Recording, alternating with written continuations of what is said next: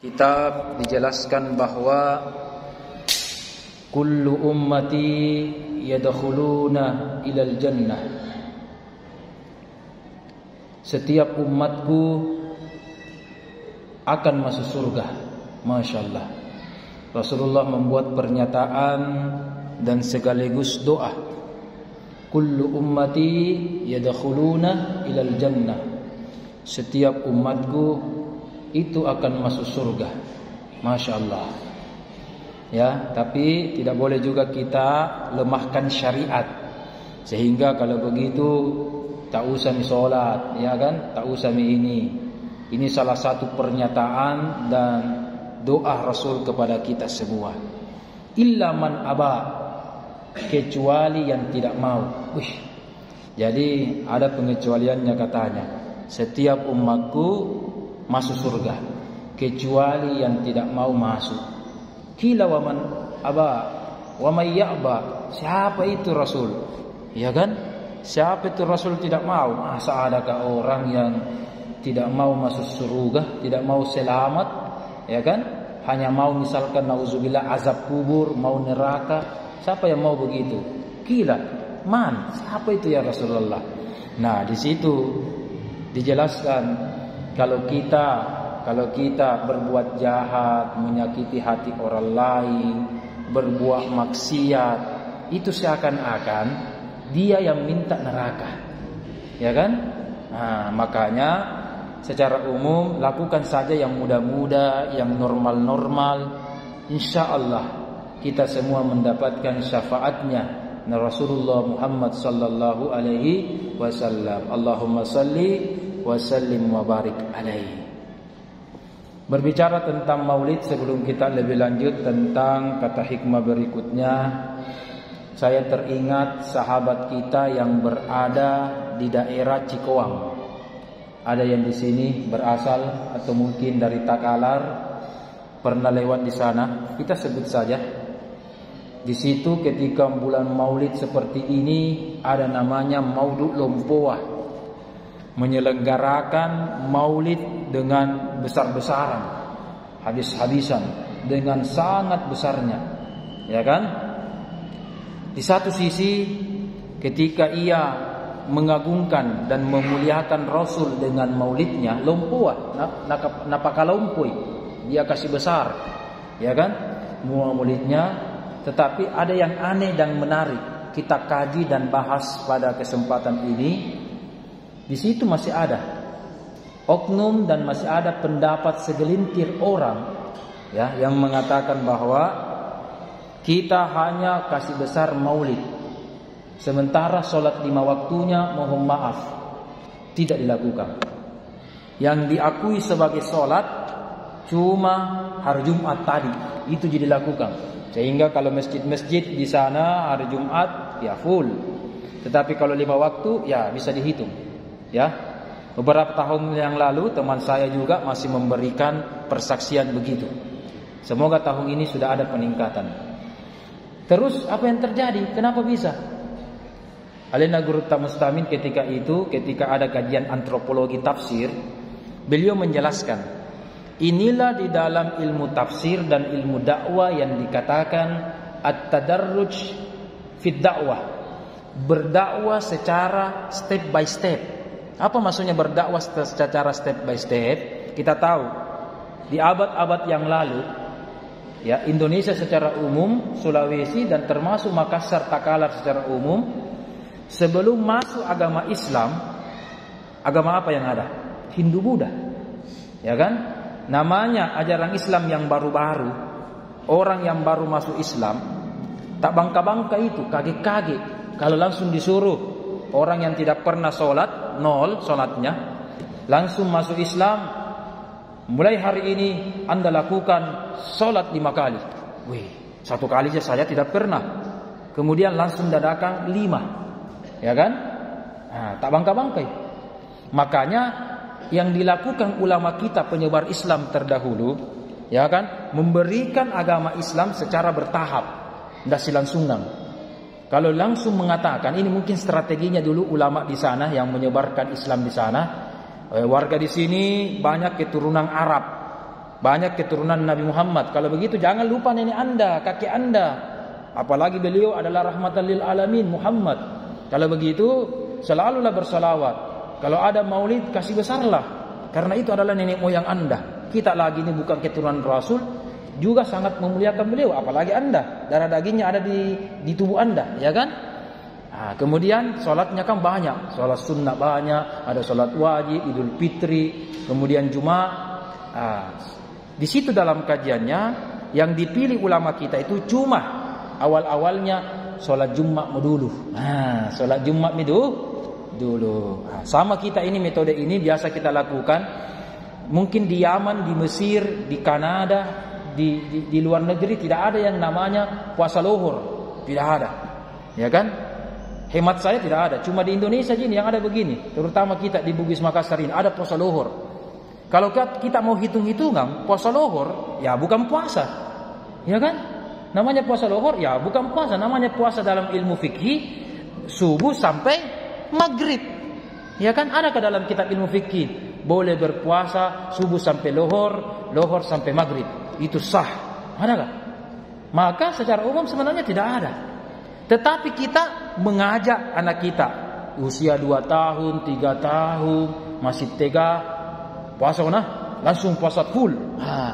Ya kan? Kaget atau SMP baru balere langsung puasa full sementara tidak pernah berpuasa selama ini. Ya kan? Untuk itu kita didik at-tadarruj fid dakwah namanya. Kita didik anak kita, saudara kita atau jamaah kita tas sedikit-sedikit dulu. Tas sedikit-sedikit. Ya kan, lohor dulu 4 jam 5 jam dulu. Kalau 5 tahun beberapa tahun kemudian bisa nih full lagi, dan seterusnya. Nah, di wilayah sana ya, Alena Guru tak menjelaskan bahwa meninggal pembawa agama di sana ya, belum sempat menyempurnakan visi misi dakwahnya, berpulang ke rahmatullah ya. Yang didengar oleh nenek-nenek mereka berbanyak salawat, bermaulidlah, mengingat Rasul, ya kan? Apalagi sekarang bulan Rabiul Awal. Ya, kalau kita belum bisa salat 5 waktu, dulu, sekali salam Jumat dulu. Yang penting jangan berzina, jangan miras, jangan berdusta, lakukan saja kebaikan. Ya kan? Ternyata belum sempat diajarkan secara sempurna syariat ini. Inna lillahi wa inna ilaihi raji'un. Meninggal ki panritana. Makanya tugas kita sebagai murid-murid beliau mendakwahkan lagi kembali. Yang terputus itu, yang hanya mengatakan hanya Jumat saja yang diakui sholat, yang lain itu tidak. Makanya ini tantangan dakwah namanya. Sekarang alhamdulillah sudah mulai banyak orang-orang di sana yang juga mulai meramaikan masjid atau sudah istiqomah melakukan sholat 5 waktu. Alhamdulillah, ya kan? Kalau dulu itu banyak sekali yang meninggalkannya, ya. Itu sehingga pada kesempatan kini kita memberikan kesimpulan bahwa dalam menghormati Rasul, dalam hal ini sholawat dan seterusnya, saya rasa itu sangat wajar sekali. Sekarang alhamdulillah sudah semakin sedikit orang yang membid'ahkan penyelenggaraan maulid. Dulu banyak sekali. Sekarang bisa dikatakan hampir 100% kita ini bermaulid kepada Nabi Muhammad sallallahu alaihi wasallam. Kalau mau dipilih bapak-bapak, ibu-ibu, Idul Fitri saja hukumnya apa? Sunnah. Tapi kita berbondong-bondong melakukan. Ya, oke. Kalau saya disuruh memilih, ya, Idul Fitri atau salawat atau bermaulid, saya lebih pilih salawat. Kenapa? Itu yang wajib. Lebih wajib itu salawat. Lebih wajib kita memuliakan Rasulullah. Kalau 5 waktu oke. Ya kan? Tadi maghrib, sebentar isya, besok subuh, duhur, oke, wajib. Ya kan? Oke. Idul Fitri apa hukumnya? Sunnah. Idul Adha? Sunnah. Kalau ini kita lakukan konsisten, kita besarkan ini Idul Fitri, harusnya tidak kalah meriah, yaitu bersalawat dan memperingati maulid Rasulullah sallallahu alaihi wasallam. Menghormati Rasul, memuliakan Rasul dan bersalawat dengan berbagai macamnya, itu jauh lebih wajib daripada Idul Fitri. Ini fatwa pribadi ya, bukan fatwa MUI, bukan juga hadis, bukan juga apalagi ayat, bukan. Tetapi yang kami pahami dari ilmu-ilmu hikmah dari guru-guru kami bahwa salawat itu lebih penting. Kenapa? Saya berikan contoh. Tadi sholat kita 3 rakaat, ya kan? Ada tidak dalam sholat 5 waktu, sholat 3 rakaat itu nilai-nilai Idul Fitri? Tidak ada. Yang ada di dalam sholat kita nilai-nilai salawat. Ya, tadi kita sholat maghrib minimal 2 kali bersalawat. Nah, ketika kapan ibu-ibu? Matahiyat, matunjuk salawat itu. Nah, oke? Tadi khutbah Jumat, bapak-bapak dan saudara-saudaraku yang hadir tadi sholat Jumat di sini atau dimanapun berada, ya, khotibnya tidak peduli syekh, habib, kiai, oke, profesor, doktor, kalau dia tidak salawat bubar ki, sholat duhur ki, ya kan? Bahkan salawatnya 2 kali, khutbah pertama, kemudian duduk, naik lagi khutbah kedua, salawat harus wajib. Kalau tidak, lebih baik kita sholat duhur atau bubar, ya. Itu apa artinya? Saking wajibnya itu salawat kepada Rasulullah sallallahu alaihi wasallam. Makanya harusnya kita bermaulid bukan hanya hari ini Rabiul Awal, 12 Rabiul Awal, 13 Rabiul Awal, tetapi setiap saat ingatlah Muhammad sallallahu alaihi wasallam. Oke. Kita lanjut. Di sini dikatakan siapa yang tidak mampu, man la yastati', siapa yang tidak mampu, ya, untuk mengabulkan keinginan-keinginannya, maka bagaimana orang lain mengharapkan dia untuk dikabulkan keinginannya? Kemarin kita berbicara, lanjutan dari kemarin, bahwa hendaknya doa kita itu mentok dan yakin, kita tawakal dan sandarkan kepada Allah. Ya kan, doa kita itu kita sandarkan kepada Allah. Oke. Di sini dikatakan, ini dipertegas. Kata hikmah ini sebenarnya intisarinya sudah jelaskan minggu lalu. Tetapi kata hikmah ini mengatakan bahwa kenapa kita disuruh berdoa menyandarkan kepada Allah? Kenapa bukan kita kepada orang lain saja? Minta berdoa kepada orang lain, minta kanuta apa dan seterusnya.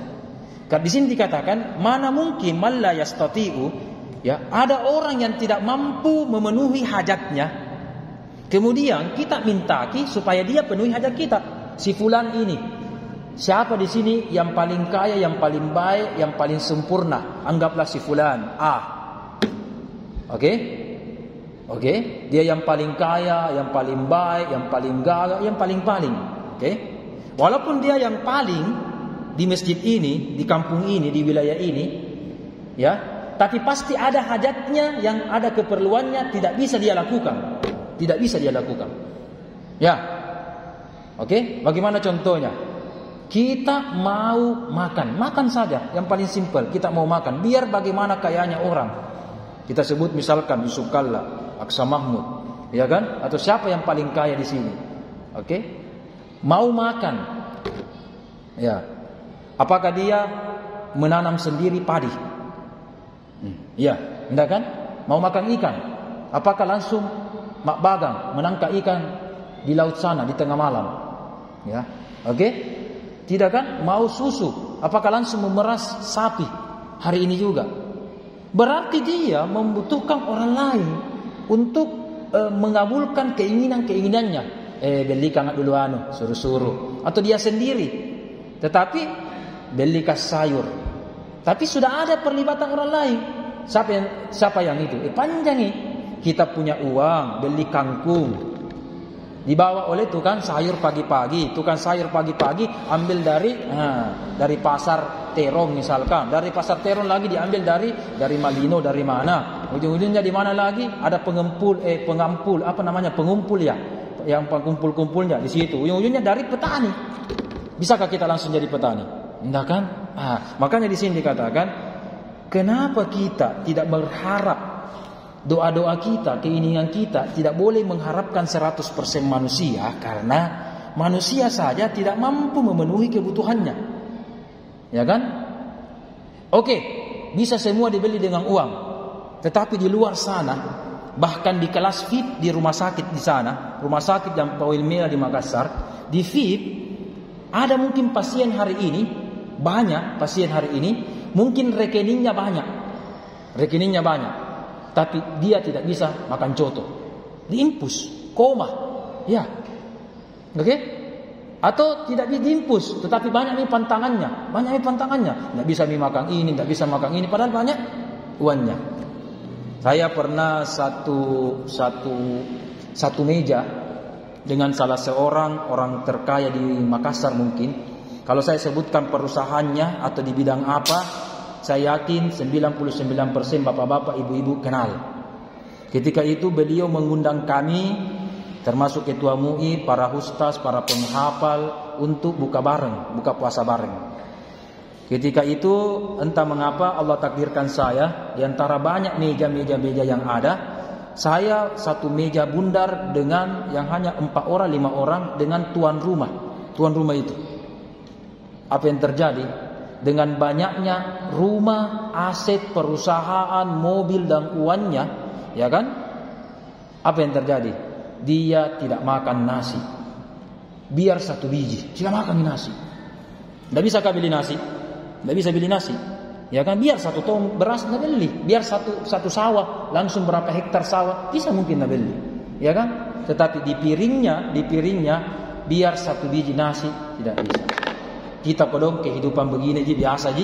Mungkin tidak ada ji pantan, tidak ada ji sawata, ya tidak ada ji toko beras tak. Alhamdulillah. Ya kan? 1 sendok, 2 sendok, 10 sendok kita makan nasi. Alhamdulillah. Ya kan? Berarti ada batasan-batasan. Itu artinya di sini kita diajari bahwa manusia itu tidak boleh sombong. Kenapa tidak boleh sombong? Yang pertama, walaupun banyak nafsu dan keinginannya, itu terbatas kemampuannya. Ya. Sekarang kalau begitu, sekarang saya sehat sekarang. Di sini contohkan, orang sehat bisakah memakan semuanya? Saya sehat, berapa uangku? Sudah gajian, berapa juta, berapa? Sekarang kalau begitu, saya beli semua makanan di sini. Ada mie cotona, palu basahnya, jalan koteknya, apanya di sini beli semua. 1 piring, ini semua makanan semua. Pertanyaannya, bisa tidak langsung dimakan habis? Jangan makin jauh-jauh. Waktu mak buka bagaimana? Berapa jalan kotek dibeli? Ya kan? Kue lapis berapa dibeli? Es buah berapa dibeli? Ya kan? Bisa dihabisi semua. Bakso belum lagi. Ya kan? Tidak. Itu artinya manusia ini memiliki keterbatasan. Ya, sehingga fisik ini memiliki keterbatasan, harus memang akui. Saya punya kekurangan. Kita semua punya keterbatasan. Akui itu. Ya, harus diakui memang itu keterbatasan kita supaya kita tidak egois. Kalau kita tidak mengakui sifat keterbatasan kita, ya, maka kita bisa sombong. Kita sombong. Saya hebat. Saya bisa begini, saya begini. Di sini diceritakan.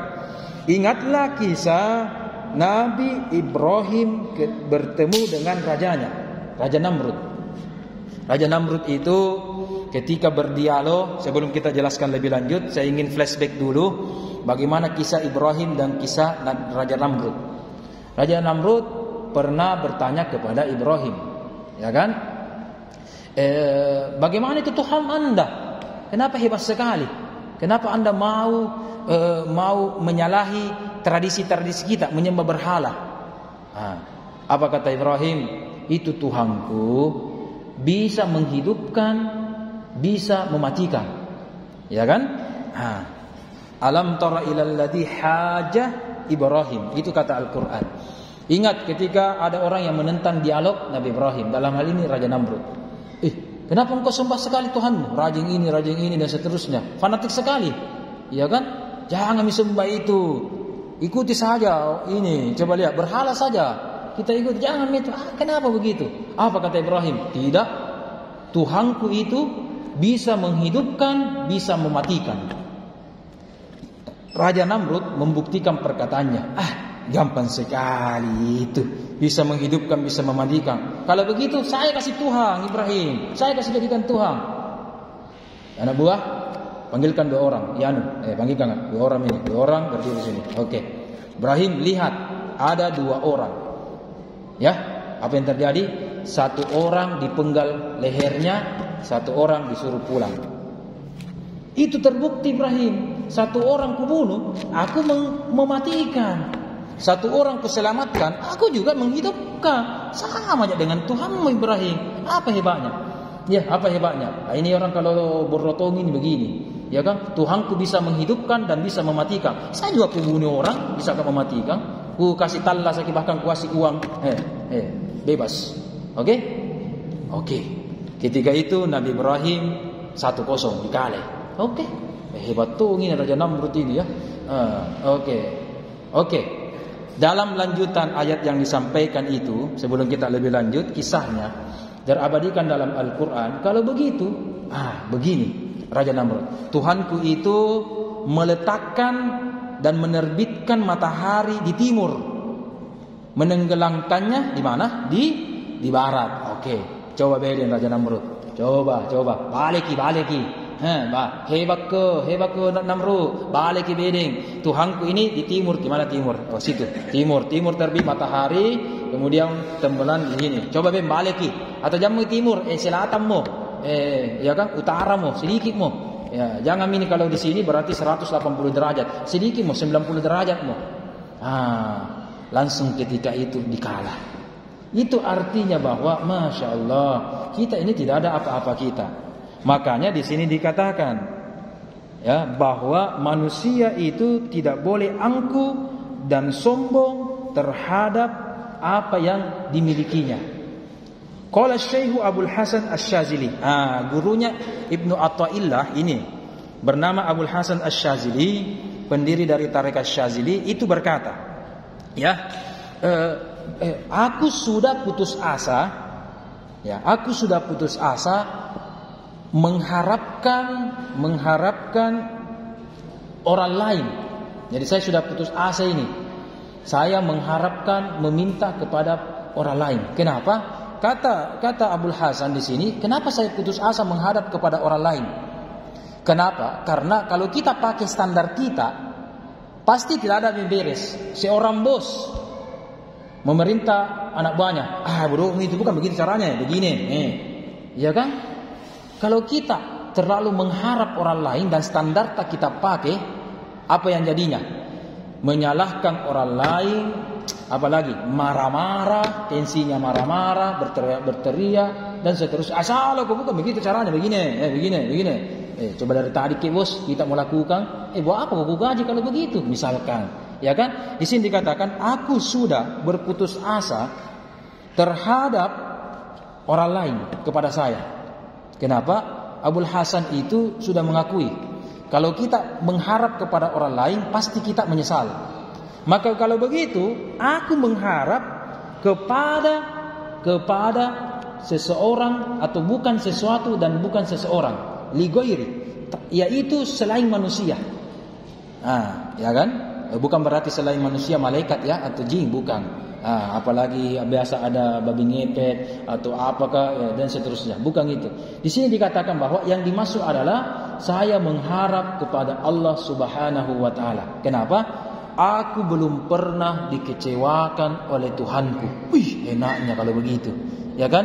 Aku putus asa kepada manusia dan aku belum pernah dikecewakan oleh Tuhanku. Masya Allah. Ya, sekedar informasi, ini Abdul Hasan Asy-Syazili, ya, salah seorang orang terkaya di daerah sana, daerah Maroko. Syazili daerah Tunis, salah seorang terkaya.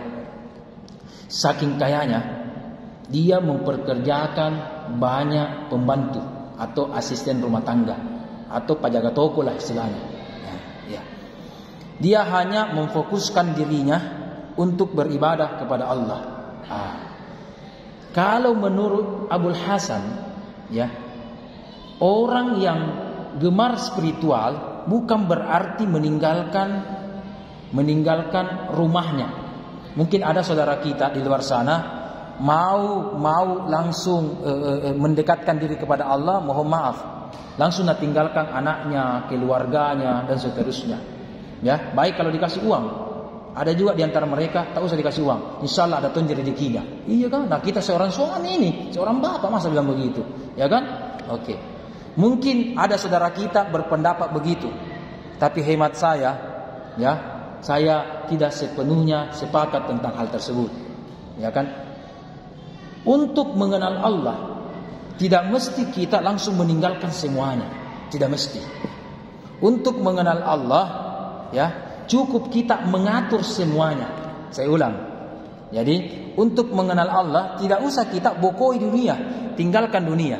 Ada orang bilang zuhud, nah bokoi dunia, tidak. Oke, nah tinggalkan semuanya, tidak. Yang dikatakan zuhud adalah ya tidak meninggalkan dunia tetapi mengatur dunia. Mengatur dunia. Apa yang terjadi? Abul Hasan Asy-Syadzili dengan banyaknya orang yang nak kasih makan, ya, sehari-hari apa makannya, ya, ketika maghrib, itu pun ketika maghrib, ya, kurang lebih hampir 2 tahun 3 tahun itu puasa terus, kecuali hari-hari yang diharamkan, puasa terus. Apa di sahur atau bukanya? Cuma 2, air putih dengan kurma, itu pun berapa biji. Padahal anak buahnya makan enak. Nah, ini bagus ini contoh ini, bos. Biasa orang tak balik, bos makan enak, anak buaya kodong, sisa-sisa aja. Ya, mohon maaf, tapi kalau saya tidak tahu rumah tak, kalau di rumah tak ada tinggal seseorang, ada asisten rumah tangga tak, ya. Kalau mencontoh ini, jangan makin tak liwat dulu kalau seperti ini. Ini mungkin tak liwat dulu kalau begitu kan?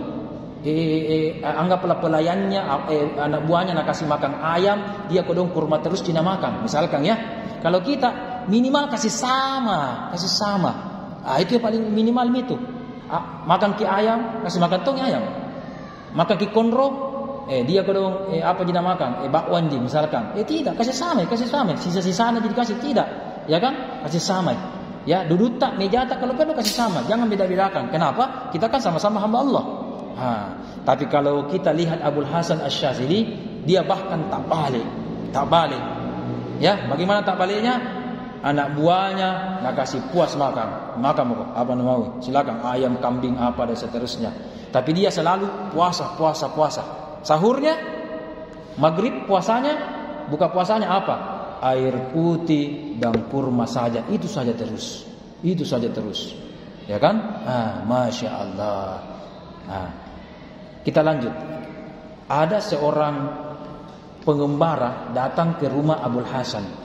Di sini tidak ada sebenarnya ini, tapi mungkin kita cerita tentang tokoh ini. Dan apalagi Abul Hasan itu adalah gurunya yang punya kitab ini, gurunya. Ya, sebagaimana hebat gurunya kita jelaskan sedikit. Datang pengembara. Ya, kalau kita ini istilahnya para pencari Tuhan lah, ya kan? Pengembara, pencari Tuhan. Ada tamu, tentu dikasih makan, puas, kasih makan. Kemudian dia mengatakan, engkaulah yang disebut Abul Hasan. Engkaulah seorang ulama yang dikenal ini. Oh iya, alhamdulillah iya. Biasa je, saya je, iya, oke. Terbetik dalam hatinya, ya kan? Masa seorang ulama begini rumahnya, bagus nah. Masa seorang sufi begini kehidupannya, ya kan? Tidak zuhud ini, bukan sufi, ya kan? Menurut dia, ya, seperti itu sufi-sufi yang tempo dulu. Memang dulu itu sufi-sufi ya, tinggal di goa, begitu, pergi bertapa, ya kan? Itu sufi-sufi dulu itu begitu, ya kan? Tapi kenapa ini ulama beding, ustaz beding, kiai beding, sufi beding, kenapa begini? Apa kata Abul Hasan? Justru sebenarnya anak muda, yang saya lakukan sudah zuhud, itu sudah benar. Tetapi mohon maaf, yang Anda lakukan dan pikirkan sebenarnya Anda bukan zuhud. Kenapa bisa? Saya orang miskin, berarti saya ini yang paling zuhud ini. Anda kaya, berarti bermega-mega, bermewah-mewah, Anda bukan zuhud, berarti Anda cinta dunia. Apa kata Abul Hasan? Tak balik. Justru Anda yang tidak zuhud, Anda cinta dunia. Kenapa bisa Syekh? Coba lihat, saya tidak punya rumah, kendaraan juga tidak ada, jalan kaki aja pergi sini. Coba lihat bajuku cuma terbatas. Ya, ini baju yang paling lamboro, ya kan? Yang paling lamboro itu je. Oke, tapi pakaianmu mewah sekali. Anda cinta dunia Syekh kalau begini. Cinta dunia, rumahmu begini, besar sekali. Cinta dunia Anda ini tidak zuhud. Masa ada ulama begini? Apa katanya? Justru Anda yang cinta dunia. Karena Anda sekarang tidak punya pegangan, pasti berpikir, besok siapa yang mau bersedekah sama saya? Kalau tidak ada kasih makan, mati kak. Ya, betul kan? Pengembara ini, oke, puasa. Oke, puasa misalkan. Seperti Abul Hasan tadi, puasa. Tapi Abul Hasan tenang nih. Ada nih stoknya, iya kan? Ada nih kurma di situ, ada nih apa? Tinggal berzikir. Buka puasa, makan lagi. Sudah itu berzikir lagi, beribadah lagi. Tetapi Anda pengembara, wahai anak muda, ya kan? Oke, Anda puasa, kita sama-sama buka puasa, oke, ya kan? Tapi besok Anda bergembara, kira-kira Anda sekarang sudah berpikir, apa sebentar makan sahurku? Nah, berpikir. Berarti otak kita dunia, makanan. Apa sebentar bukaku? Ya kan? Harusnya kalau kita tidak cinta dunia, tidak dipikir itu. Sebagaimana saya sudah tidak pikir itu. Mau makan apa sebentar, mau makan sahur apa sebentar, alhamdulillah sudah ada stok. Saya tinggal bertawakal, beribadah, berzikir, murojaah, menghafal Al-Quran dan seterusnya. Itu bisa saya lakukan. Daripada Anda tidak memiliki apa-apa, mohon maaf, tetapi Anda berpikir siapa orang yang berbuat baik lagi sama saya, kodong kasih sedekah, kodong kasih ke apa, ya kan? Berarti apa kalau begitu? Minta-minta dan cinta dunia. Bagaimana? Oleh karena itu Abul Hasan adalah salah satu ulama yang membalikkan fakta tentang tasawuf. Biasanya tasawuf itu kehidupannya miskin. Tasawuf itu orang yang bertasawuf atau bertarekat dia membelakangi dunia, begitu. Tetapi Abul Hasan membuktikan bahwa silahkan miliki dunia, tetapi jangan diatur dan jangan memikirkan dunia. Jangan itu. Yang benar adalah miliki itu dunia, tetapi atur jangan mau diatur. Kalau kita mau diatur, sedikit-sedikit begini, kita yang atur. Ini oke, begini, ini di sini, oke, ini lakukan dan seterusnya. Di sini dikatakan bahwa kalau kita diatur oleh dunia, maka apa yang terjadi? Cinta dunia dan kita ujung-ujungnya menjadi orang sekte. Apa maksudnya sekte? Bakhil. Ketika kita diatur dunia, mohon maaf ini misalkan ada seseorang yang butuh bantuan, kalau kita diatur sama dunia, kalau saya keluarkan menyumbang uangku berkurang sih, gitu kan? Nu ambil kini hilang sedek, tidak apa misalnya ku makan, apa misalnya ku ambil, apa misalnya stokku dan seterusnya. Diatur ke dunia. Harusnya kita yang mengatur dunia. Apa doanya Abul Hasan Asy-Syadzili? Salah satu doa-doa yang diajarkan oleh Pak Kiai kita, guru kita dari Syadziliyah ini, dia katakan begini. Ya Allah, simpanlah dunia ya di genggaman saya, tetapi jangan simpan dunia di otak dan di hati saya. Jadi ulama-ulama Syadziliyah itu menganggap bahwa dunia itu cukup digenggam, harta itu dipegang, oke, uang dipegang, uang itu di rekening, oke, di kantong, di dompet, di ATM, oke, uang itu. Tapi jangan sampai uang itu ada di sini, di otak. Dunia itu ada di sini. Hati ada di hati ini. Kenapa? Kalau ada di otak berarti kita cinta uang, cinta harta.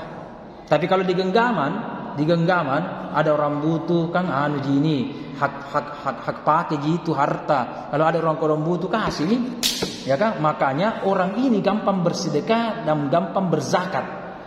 Ya kan? Mari kita lihat bagaimana contohnya Qarun. Ya, Qarun ketika dimintaki zakat, dimintaki sedekah, tidak mau kan? Tidak mau. Berarti dia dunianya adalah di sini, di otak dan di hati. Makanya doata ibu-ibu doata, ya Allah berikan aku rezeki di rekening.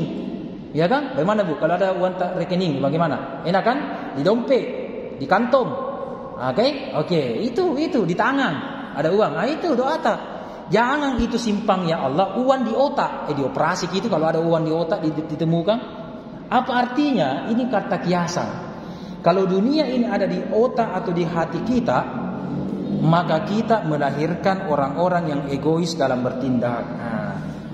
Bertindak. Makanya kita ini berbicara tentang bagaimana dunia, doa dan harapan-harapan kita. Sebelum kita lanjutkan kata hikmah dari Abul Hasan dan Ibnu Athaillah ini, apakah ada bapak-bapak, ibu-ibu yang ingin bertanya, ingin menambahkan, ingin menyampaikan sesuatu pengalaman-pengalaman pribadi atau bagaimana? Cukup? Adakah?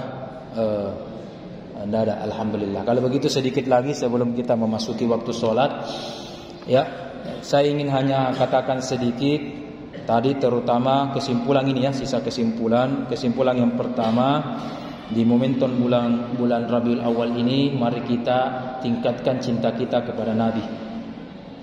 Yang biasa keliru menurut saya, menurut yang apa diketahui adalah kalau kita menyumbang kepada dan mengatasnamakan Nabi ketika kita mengeluarkan harta kita, saya minta bapak-bapak, ibu-ibu, saudaraku semua, jangan niatkan bersedekah kepada Nabi.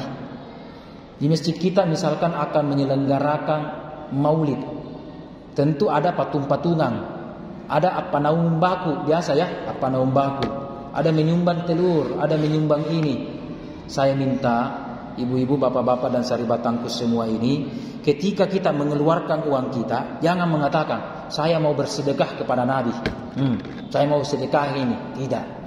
Nabi tidak butuh dan tidak mau menerima sedekah, tidak mau. Bagaimana Pak Ustaz? Mau ki apa suruh ki ini? Jangan niatkan zakat. Jadi Nabi tidak menerima zakat. Sedekah, Nabi juga tidak mau terima sedekah. Karena yang dikasih sedekah itu orang miskin, ya kan? Nabi itu orang kaya. Bagaimana Pak Dek? Tetap keluarkan dari apa yang Allah berikan kepada kita, 1 lembar, 2 lembar atau berapa lembar sesuai keikhlasan dan kemampuan kita. Ini saja yang saya minta satu. Niatkan untuk menghadiahkan kepada Nabi. Saya ulang, niatkan untuk menghadiahkan kepada Nabi. Kita mengirimkan salawat, kita mengirimkan Al-Fatihah kepada Nabi, itu bukan sedekah. Tadi kita ambil kesimpulan Nabi tidak menerima sedekah. Kalau begitu apa? Salawat, kirimkan Fatihah atau hal-hal yang kita sumbangkan, itu kita niatkan sebagai hadiah. Ya, sebagai hadiah. Jadi kita niatkan ini, apa sulu kibako, apa naung kibako, ada kadominya, ada apa telur-telur, ada minta sumbangan-sumbangan, itu kita niatkan bukan bersedekah, tapi niatkan atas nama Rasul, untuk kepada Rasul, itu dihadiahkan ya Rasulullah, ini niatnya untuk hadiah. Kalau sedekah, Nabi tidak terima sedekah. Zakat juga, bahkan hidupnya tidak terima zakat, tidak mau terima zakat. Orang miskin itu kalau zakat, ya kan? Tapi Nabi hanya menerima hadiah. Ya, kalau kita kasih sedekah atau kasih zakat orang miskin, bisakah orang miskin balas? Kita bersedekah di panti asuhan, anak fakir miskin, kita minta balaskah? Enggak kan? Tidak bisa balas. Tapi kalau konsekuensi dari hakikat hadiah, maka itu tak pantul. Jadi kalau kita dikasih hadiah, maka balasannya itu tak pantul, ibu-ibu. Maka niatkanlah salawat, Al-Fatihah atau apa yang Anda keluarkan itu, niatkan niatkan hadiah. Kalau hadiah berarti tak pantul, maka itu dibalas oleh Rasul. Bisa dalam bentuk syafaat, bisa dalam bentuk rahmat, bisa dalam bentuk apalah, begitu ya. Berarti kalau kita kirimkan dalam bentuk apa tadi, hadiah, maka itu tak pantul sama kita. Itu ya.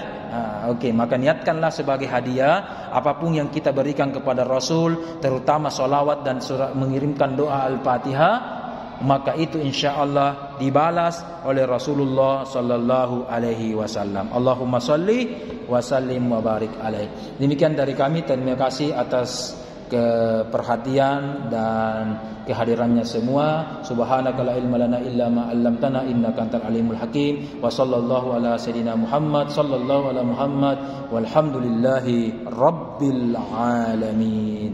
Al-Fatihah. Bismillahirrahmanirrahim.